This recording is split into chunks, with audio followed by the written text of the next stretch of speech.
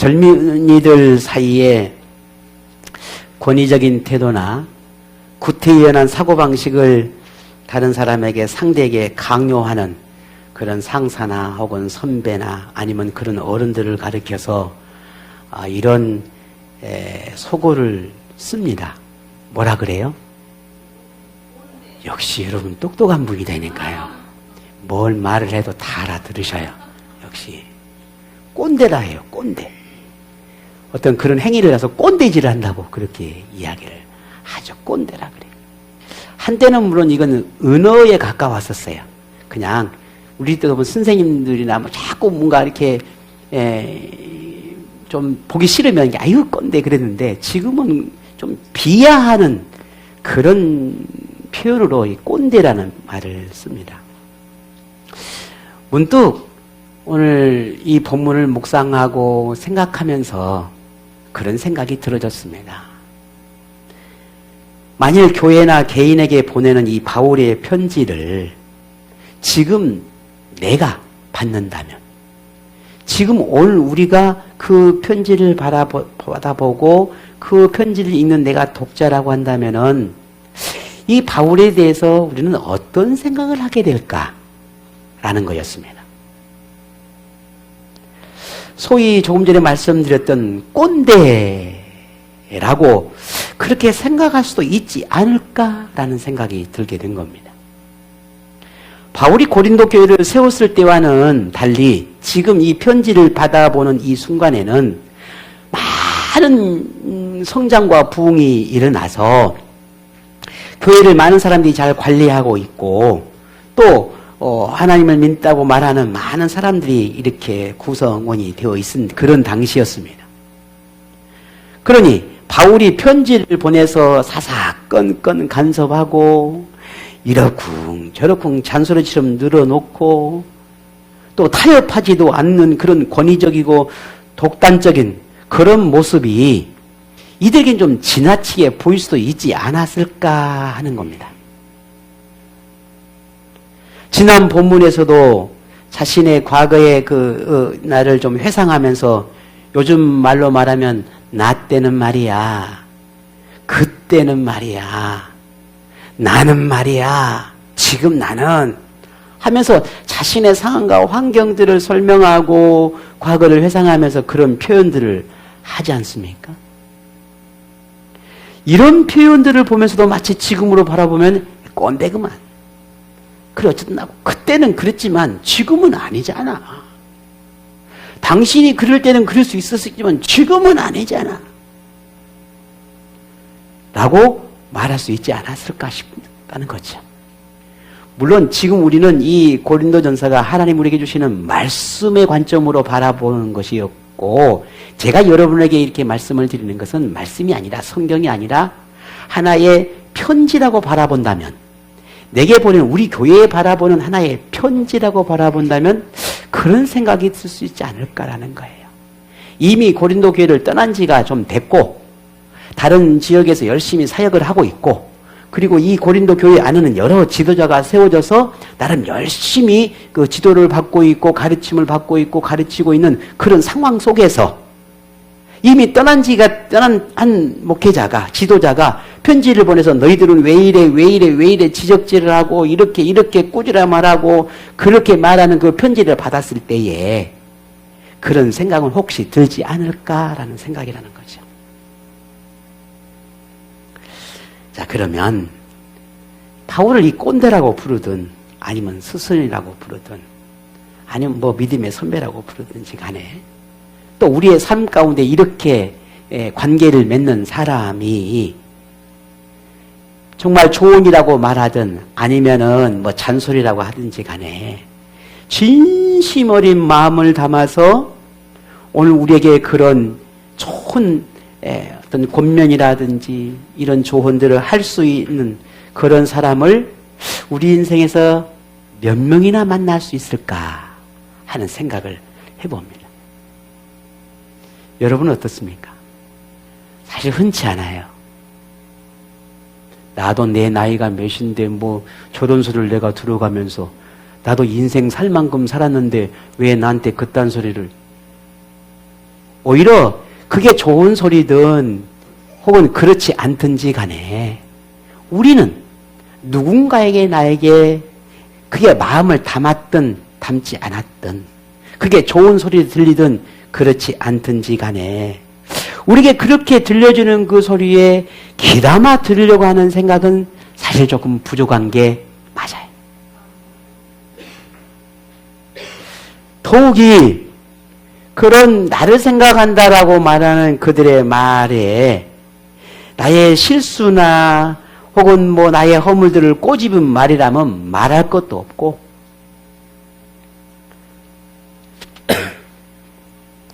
더욱이 나를 위해서 한다는 말이라 할지라도 사실은 듣기 싫어합니다. 그건 누구가 됐든지 간에 말이죠. 그런데 오늘 만일 우리에게 이런 마음이 있다면 성경은 이렇게 우리를 향해서 말합니다. 잠언서 13장 1절에 지혜로운 아들은 아비의 훈계를 들으나 거만한 자는 꾸지람을 즐겨 듣지 아니한다라고 했습니다. 자, 그러면 오늘 우리는 지혜로운 사람인가요? 거만한 사람이라 할 수 있을까요? 네. 그러면 좋겠지요. 얼마나 좋겠습니까? 자, 그러면 잠언서 말씀을 하나를 더 보겠습니다. 잠언서 9장 8절에 거만한 자를 책망하지 말라. 그가 너를 미워할까 두려우니라. 지혜 있는 자를 책망하라. 그가 너를 사랑하리라 했습니다. 누군가 오늘 저와 여러분을 위한다는 생각에 들려주는 말을 들을 때에 내가 그 사람을 향해서 미워하는 마음이 생기는지 아니면 그 마음을 헤아려서 내가 그 사람을 향해서 사랑의 마음이 생기는지 한번 생각해 보자는 거죠. 만약 오늘 잠언의 말씀처럼 물론 그 말의 뜻은 내가 충분히 이해하고 알겠는데 왜 나한테 그런 말을 해? 라고 한다면 우리는 거만한 사람이 되는 거고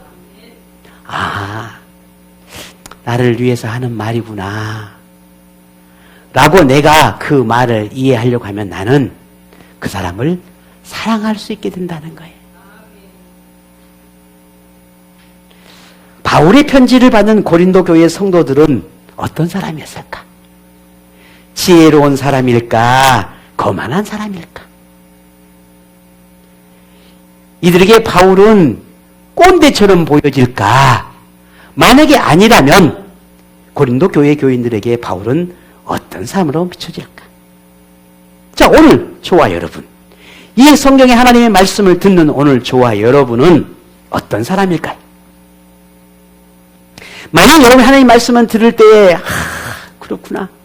하나님이 내게 이렇게 말씀을 하셨고 내게 이 말씀을 이렇게 주시기를 원하셨구나 라고 한다면 여러분 더 깊은 하나님의 사랑을 알아가는 것이고 그 안에도 아침부터 내가 속이 상해가지고 지난 한 주간에도 내가 마음 상한 일이 많아서 힘들어서 오늘은 좀 뭔가 하나님이 내게 위로나 줄까 그런 기대하는 마음으로 왔는데 하필이면 나를 들으라고 저렇게 말씀을 하시는가 라는 생각이 들어진다면 우리는 분명 거만한 자가 되겠지요.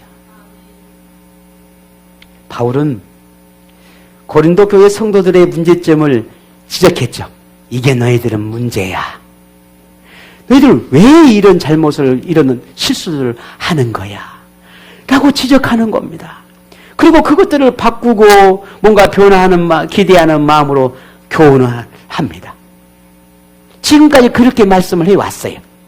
그런데 오늘 이렇게 본문을 시작하는 겁니다. 그런데 내가 지금까지 너희들에게 그렇게 교훈하고 너희의 잘못을 허물들을 들춰냈던 것들은 내가 너희들을 부끄럽게 하려고 그렇게 하는 것이 아니라 사랑하는 자녀를 향하는 것처럼 내가 자녀들에게 훈계하는 것처럼 그런 마음을 담아서 너에게 이렇게 편지를 보낸 것이다 라고 말하고 있습니다. 그러면서 본문 15절에 이렇게 이야기하지요. 같이 한번 볼까요? 15절입니다. 그리스도 안에서 1만 스승이 있으되 아비는 많지 아니하니 그리스도 예수 안에서 내가 복음으로써 내가 너희를 낳았습니다. 아멘. 그렇습니다. 고린도 교회 성도들을 향한 바울의 마음이 누구의 마음 같았다는 거예요? 아버지의 마음 같다는 거예요. 아버지의 마음. 아버지의 마음이고 그들을 향한 교훈 역시도 아버지가 자녀를 대하듯이 했다. 그런 마음으로 내가 너희에게 이렇게 교훈했다라고 말하고 있습니다. 목사는 모든 목회자는 그렇다고 생각을 합니다. 저뿐만 아니라 이런 아버지의 마음, 단순히 지도자나 아니면 뭐 오늘 바울이 말하는 것처럼 그런 어떤 것이 아니라 그냥 단순히 아버지처럼 자녀에게 하나님의 그 마음을 이해하고 하나님의 그 가르침들을 따라 살아낼 수 있는 그런 하나님의 자녀가 되기를 간절히 바라는 그 아버지의 마음으로 저는 훈계하고 가르친다고 그렇게 믿어요. 저 또한도 그리 하려고 하고요. 오늘 바울이 고린도 교회를 향한 마음이 그 아버지의 마음 같았다는 겁니다. 1만 스승이 많지만 마음을 담고 전심을 담아서 자녀를 향해 뭔가를 가르치려고 하고 훈계하려고 하는 아버지가 몇이나 되겠냐라는 거예요. 근데 바울은 나는 그 스승이나 그 선생이 아니라 아버지와 같은 마음으로 말한다라고 말하고 있습니다. 바울이 자기가 스승이 아니라 부모, 아버지라고 말하는 건 단순히 성경 지식을 전달하거나 가르치려고 하지 않았다는 의미입니다. 스승이나 부모는 가르침을 준다는 면에서는 공통점이 있지만 스승은 지식을 전달하는 사람이라면 부모는 지식을 삶으로 보여주며 삶을 통해서 가르치는 사람입니다. 스승에게는 제자이겠지만 부모에게는 하나밖에 없는 자식이에요. 스승에게 제자는 지식의 전달적인 관계를 맺어가지만 부모에게 자식은 인격적인 삶의 관계를 맺어가는 부분이 있단 말이죠. 그러니 아무리 훌륭한 스승이라 할지라도 아주 못났다고 여기는 부모보다 훌륭할 수가 없어요. 그게 부모와 스승의 차이란 말이죠. 이런 의미에서 보면 바울이 자기를 부모라고 했다라고 하는 것은 고린도 교회 성도는 인격적으로 연결된 관계, 내 생명을 다 내어놓아서라도 너희가 하나님의 자녀로 살기를 바란다라고 하는 그런 마음이 여기 안에 깃들어 있다라고 하는 걸 우리는 알 수 있어요. 내가 단지 너희들을 가르치고 뭔가 훈계하기 위해서 이렇게 말하는 게 아니라는 거죠. 내가 말하는 이 모든 가르침 훈계 속에서는 사랑과 내가 너희로서 모든 걸 다 내어놓을 수 바칠 수 있는 그 희생이 담긴 훈육을 담아놓은 그런 관계라고 하는 것을 강조하고 싶었다라는 겁니다. 더욱이 바울에게 고린도 교회의 성도들은 복음으로 세운 자녀라, 하나님의 은혜로 세워진 자녀라, 그리 고백하고 있는 걸 보게 됩니다. 그러니 바울은 이 고린도 교회를 향해서 영적인 부모와 같다, 나는 영적인 부모다라고 하는 그런 마음으로 품고 오늘 이렇게 말하고 있는 겁니다. 자기 주장을 내세우는 꼰대도 아니고 가르치기만 하려는 스승도 아닌 자식을 향한 아버지의 마음이라고 한다면은 고린도 교회를 향한 바울의 그 마음은 어땠을까요? 얼마나 간절했을까 하는 겁니다. 얼마나 뜨거웠을까 하는 거예요. 또 그들의 아파하는 모습과 문제를 바라보며 얼마나 힘들고 아팠을까 하는 겁니다. 어떻게든 도움을 주고 싶었을 겁니다. 어떻게든 이 고린도 교회를 문제를 해결하고 싶었을 겁니다. 이런 바울의 마음을 그가 믿을 만한 디모데라고 하는 사람을 고린도 교회로 보내면서 자신의 마음을 드러냅니다. 그게 오늘 17절에 이렇게 말합니다. 제가 보겠습니다. 이로 말미암아 내가 주 안에서 내 사랑하고 신실한 아들 디모데를 너희에게 보내었으니 그가 너희로 하여금 그리스도 예수 안에서 나의 행사 곧 내가 각처 교회에서 가르치는 것을 생각나게 하리라 했습니다. 바울에게 디모데는 제자이기도 하고 동역자이기도 했습니다. 조금 전에 읽었던 이 본문의 말씀처럼 주 안에서 내 사랑하고 신실한 아들이라고 소개할 정도로 영적으로 낳은 아들임에도 불구하고 마치 자신의 친아들처럼 여겼던, 그만큼 신뢰하고 신임했던 사람이 이 디모데였습니다. 이런 디모데를 고린도 교회에 보낸다라고 하는 것은 그만큼 디모데를 신뢰했기 때문일 것이고, 디모데를 통해서 반드시 이 문제를 해결할 수 있을 거라고 하는 그런 확신이 있었기 때문일 것입니다. 그러니 이 탈도 많고 말도 많은 이 고린도 교회에 누구를 보냈겠습니까? 디모데를 보냈던 겁니다. 왜? 자신은 지금 갈 수 없는 상황이었습니다. 물론 바울이 직접 가서 이 문제를 해결하고 뭔가 복음을 왜곡하고 또 거짓을 가르치는 교사나 혹은 지도자나 혹은 교회를 어지럽게 하는 사람들을 바로 잡고 싶었습니다. 그런데 그러지 하지 못했어요. 왜냐하면 지금 이 편지를 쓰고 있는 에베소에서 복음 사역을 하고 있었고 그곳에도 할 일이 너무너무 많고 또 지금 당장 이곳을 비워서 고린도로 갈 수 있는 상황이 아니었습니다. 그래서 고민 끝에 이 문제를 알게 된 상황 속에서 누구를 보내야 이 문제를 해결해야 되겠는데 라고 하는 생각 속에서 디모데를 보내게 됐던 겁니다. 직접 고린도 교회를 방문해서 어떻게든지 이 문제를 해결하고 싶은 그 마음은 말할 수 없지만 그러나 이런 상황이나 환경이 되지 않으니까 그런 마음을 디모데를 통해서 보낸 것입니다. 그런데 더욱 놀라운 것은 그렇다고 해서 바울이 디모데를 보내는 것으로 모든 문제가 해결될 것이라고 끝낸 것이 아니었어요. 그의 마음이 이 고린도 교회를 향하는 마음이 얼마나 간절했는지를 하나를 엿볼 수 있는 것 중에 하나가 오늘 본문 19절의 말씀이 한번 볼까요? 주께서 허락하시면 내가 너희에게 속히 나가서 교만한 자들의 말이 아니라 오직 그 능력을 알아보겠으니 아멘 했는데 이 말씀 보게 되게 되면 주께서 허락하시면 내가 너희에게 속히 나가서라는 말이 나와요. 이 말은 지금 당장은 너에게 달려가고 싶지만 그럴 수 없지만 하나님께서 나를 너에게 보낼 수 있는 그런 상황과 여건을 허락한다면 그 하나님이 내게 그 뜻을 보여주고 그 인도함이 있다면 내가 언제든지 너에게 달려가겠다 라고 하는 그런 하나님의 뜻과 섭리까지도 의지하는 그런 바울의 모습을 봐요.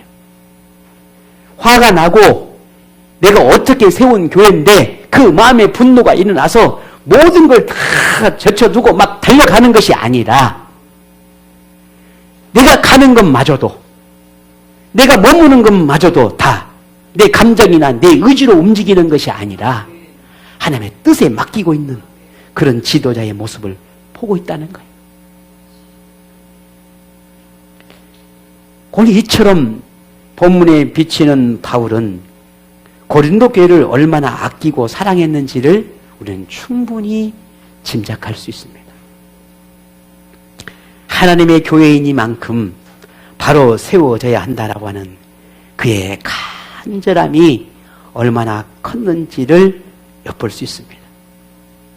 이런 바울의 모습을 보면서 우리는 그리스도인으로서 하나님의 사역을 감당해 갈 때에 필요한 영적인 자세가 어떠해야 하는지를 배우게 됩니다.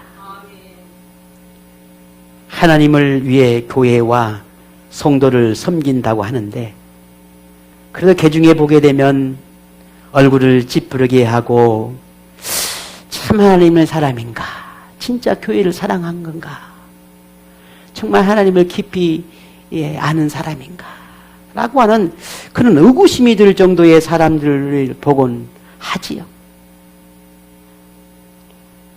하지만 이런 모습이 아니라 지난 본문의 교훈처럼 자신이 교회를 개척하고 또 가르쳤다고 해서 자신이 세운 많은 일꾼들이 있다고 해서 사실이 왕노를 하는 것이 아니라 종처럼 노예처럼 내가 비참하게 되고 모욕을 당하고 비방을 받아도 오히려 그들을 위해서 기도해주고 오히려 그들에서 축복해주고 그들이 하나님 앞에 바로 세워지기를 격려하고 위로하고 말씀으로 훈계하고 때로는 꾸지람도 하고 그렇게 믿음으로 세워지기를 바랬던 그런 섬김의 삶을 살아내는 모습이 바울의 모습이고 또 오늘 우리에게도 이와 같기를 바라고 있다는 거죠. 오늘 본문은 뭐라고 말합니까? 아버지의 심정으로 교회와 성도를 동보는 그런 모습을 우리에게 보여주고 있습니다. 이게 교회를 진정으로 사랑하고 섬기는 우리 그리스도인, 하나님의 일꾼, 믿음의 사람의 모습이라 할 수 있습니다. 부모가 되고서야 부모를 비로소 이해하게 되죠. 가끔 저도 그런 고백을 합니다만 저 역시도 마찬가지예요. 아무리 생각해도 저는 효자가 아니에요. 평생 늘 아프게 하는 사람이었지 행복하게 했던 순간이 있었나 싶어요. 단 한 번도 없었던 것 같아요. 제 어머니에게. 이제는 성인이 되고 자식을 기르는 부모가 되고 이제 점점 아이들이 자라가고 성장해 가고 과거에 내가 그랬듯 우리 아이들이 커서 나를 대하는 모습 이게 마치 내가 이제 내 부모를 대하는 모습과 같단 말이죠. 커갈수록 자식의 말을 잘 들으라고 제 아내가 저한테 그럽니다.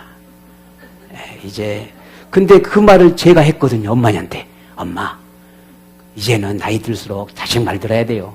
근데 이제는 제가 그 말을 듣고 있단 말이죠. 부모의 그 깊은 것을 이해하려면 부모가 돼봐야 된다는 거예요. 그런데 우리가 신앙의 삶을 살아가면서 하나님의 깊은 그 나를 향한 그 사랑을 어떻게 이해할 수 있을까? 그냥 내가 하나님 나를 사랑하니 그래 나는 믿어. 하나님이 나를 사랑한다는 건 나는 믿어. 확실해. 확신하고 있어. 물론 그 확신과 그 믿음 때문에 하나님의 사랑을 고백할 수도 있을 겁니다. 그런데 하나님의 진정한 그 사랑을 고난도 만나고 신앙의 삶을 살아면서 시련도 경험하고 때로는 하나님 때문에 비방도 받아보고 모욕도 당하게 될 때 그런 순간 나도 그들에게 똑같이 나도 비방하고 나도 똑같이 모욕하고 모욕을 주고 나도 똑같이 싸움하고 나도 똑같은 말로 퍼붓고 그렇게 하는 게 아니라 오히려 오늘 바울처럼 그들을 위해서 기도해주고 그들에게 위로해주고 축복해주고 그렇게 영적으로 견딤을 통해서 하나님의 그 위대한 그 사랑을 우리가 조금씩 이해하게 된다는 사실입니다. 이게 놀라운 거죠. 왜? 내가 하나님을 향한 모습이 그와 같거든요. 그럼에도 불구하고 하나님은 나를 여전히 끝까지 사랑하시거든요. 나를 보면서 견디고 있고 나를 보면서 탄식하고 계시고 나를 보면서 지금도 축복해주고 있잖아요. 그게 하나님 사랑이란 말이지. 그러니 내가 하나님의 진정한 사랑을 평안하고 안락하고 풍요롭고 만족한 삶의 삶 속에서 하나님의 사랑을 느끼는 것이 아니라 고난과 환난과 시련과 고통 속에서 하나님 때문에 예수님 때문에 받는 그런 아픔 속에서 진정한 사랑이 무엇인지 우리는 배우게 된다는 겁니다. 그래서였을까요? 예수님께서 우리에게 누가복음 6장 28절에 이렇게 말씀하셨습니다. 너희를 저주하는 자를 위하여 축복하며 너희를 모욕하는 자를 위하여 기도하라 했습니다. 왜? 예수님이 그러셨거든요.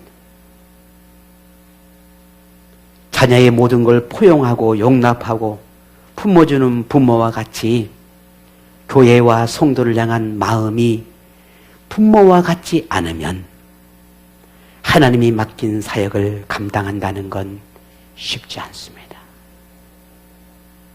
충성스러운 일꾼, 섬김을 잘하는 일꾼, 하나님의 은혜를 이해하는 그리스도인은 선생도 재판장도 아닌 부모의 마음을 가진 사람이라는 걸 우리는 기억해야 합니다. 바울은 이러한 마음으로 고린도 교회를 향해서 이렇게 말합니다. 본문 21절을 함께 봅니다. 너희가 무엇을 원하느냐? 내가 매를 가지고 너희에게 나아가랴. 사랑과 온유한 마음으로 나아가랴.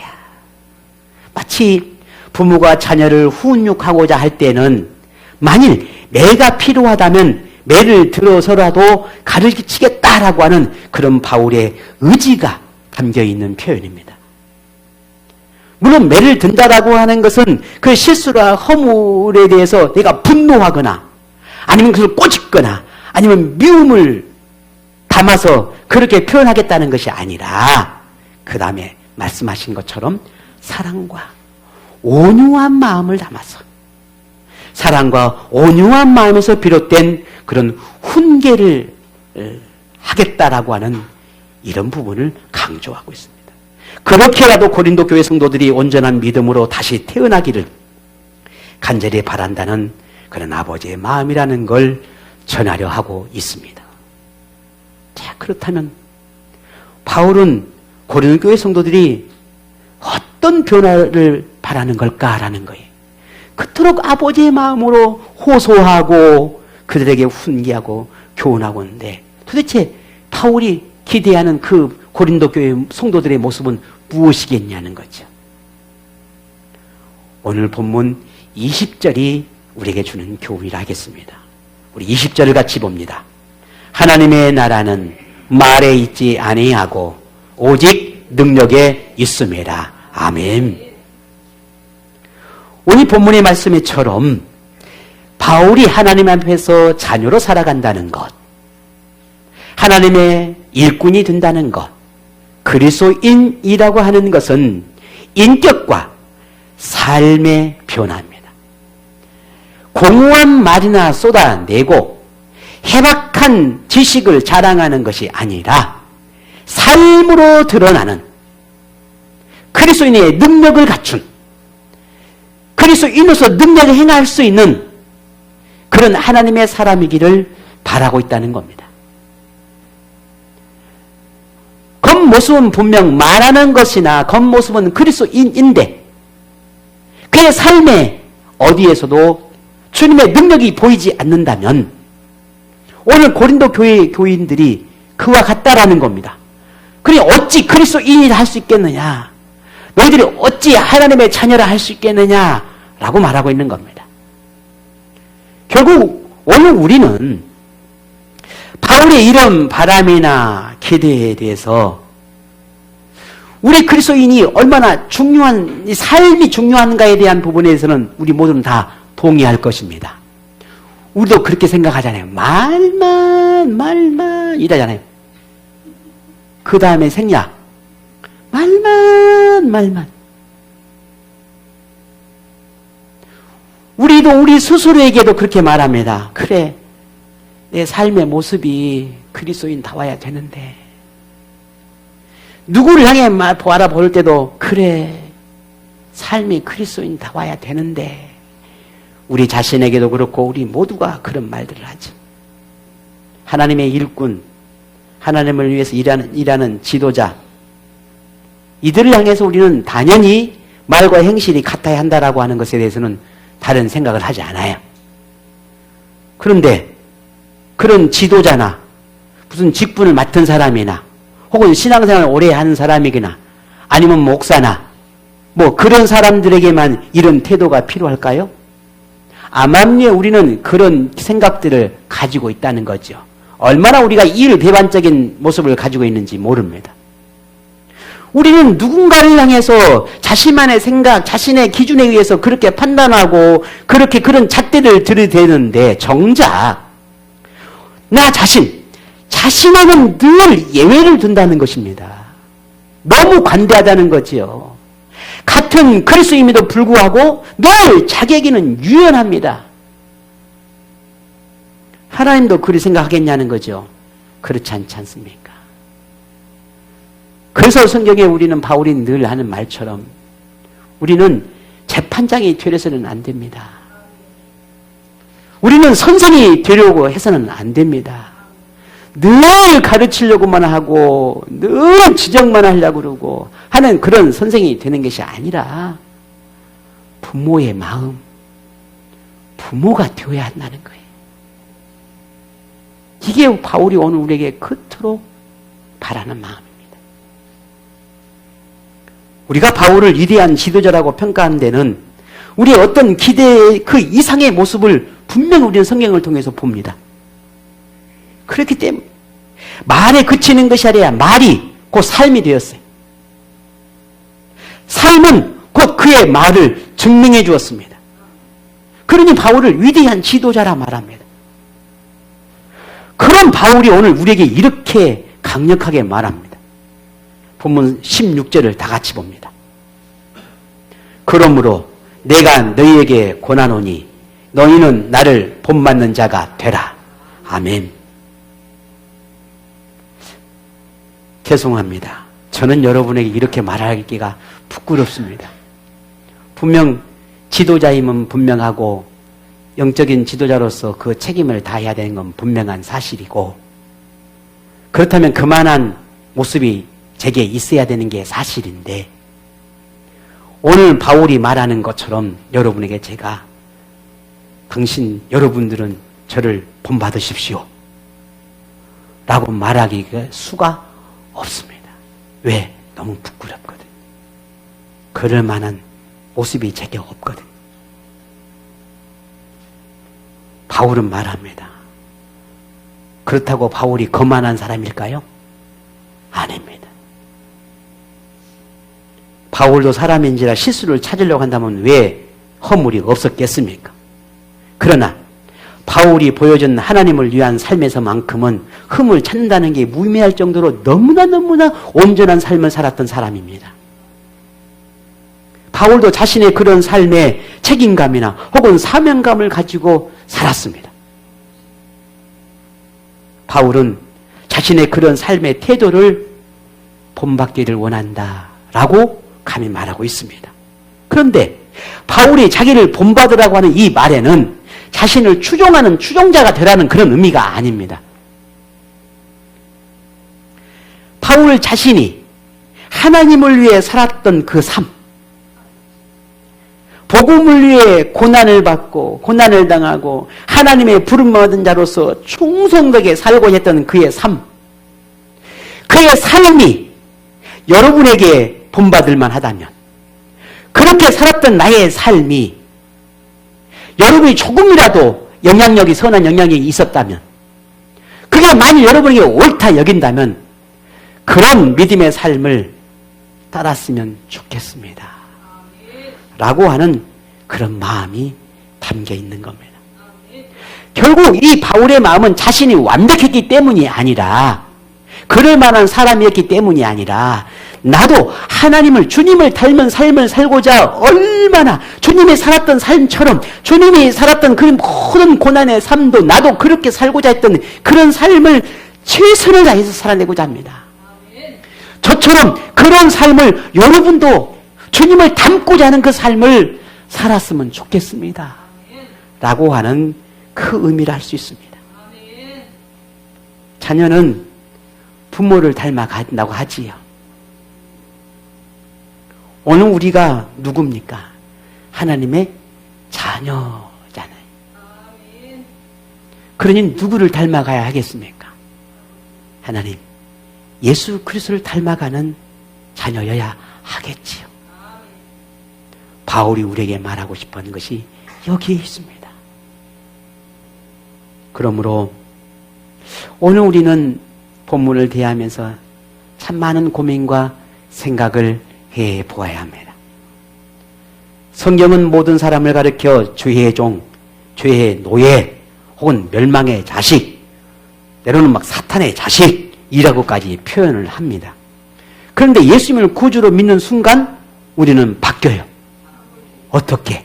하나님의 자녀로, 하나님의 백성으로, 때로는 예수 그리스도의 제자로, 때로는 하나님의 일꾼이라 그렇게 불리게 됐습니다. 오늘 저와 여러분처럼 말이죠. 이런 변화는 단지 그냥 정체성의 변화를 의미하는 것이 아닙니다. 이런 변화는 우리의 삶의 방향이 바뀌는 거예요.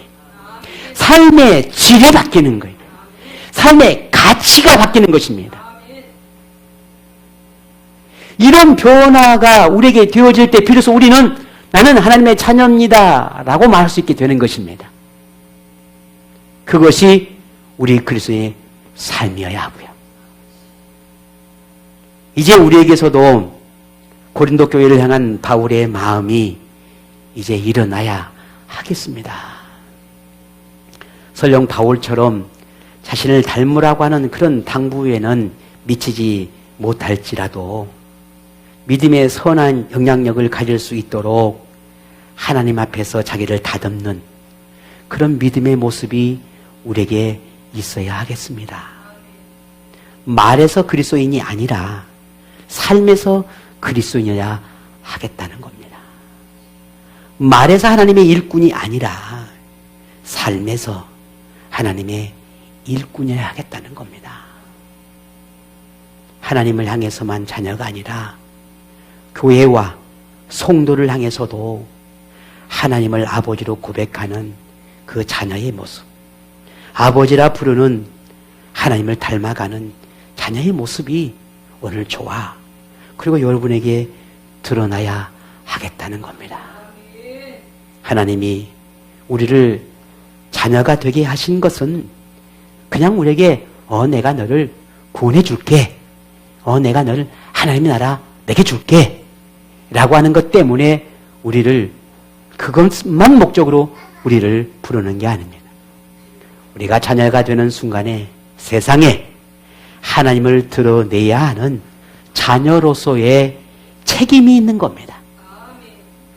하나님의 자녀이니 하나님의 집인 교회 공동체 안에서 하나님의 가르침을 따라서 하나가 되고 평화를 이루고 화평을 이루며 그렇게 하나님의 뜻을 이루어가는 그런 책임도 우리에게 있다는 걸 말하는 것입니다. 그리스도인이란 하나님이 부여한 특별한 혜택입니다. 하나님이 허락하신 권한입니다. 이는 그만큼 우리에게 주어진 책임이 크다는 의미입니다. 이제는 단지 하나님이 주신 이런 혜택과 권한만 가진 그리스도인이 아니라 교회와 성도를 아버지의 마음으로, 하나님의 마음으로 사랑하고 섬기고 세상을 향해서는 하나님의 자녀의 마음으로 하나님의 그 뜻인 구원을 선포할 수 있는 그런 오늘 저와 여러분이 되기를 원합니다. 오늘 우리 모두가 서로가 서로에게 선생이 아니라 부모가 되어 주십시다. 지적하고 가르치려 하기보다 본을 보이는 우리 모두가 되십시다. 고집만 부리는 고집쟁이가 아니라 사랑과 온유함을 품을 수 있는 사람이 되십시다. 그저 뒤에서 속닥거리는 그런 거만한 사람이 아니라 오히려 기도해주고 기도하는 그런 지혜를 갖기를 바랍니다. 오늘 그런 여러분에게 아버지 하나님의 성품이 묻어나고 닮아가는 거룩한 은혜가 임하기를 축복합니다.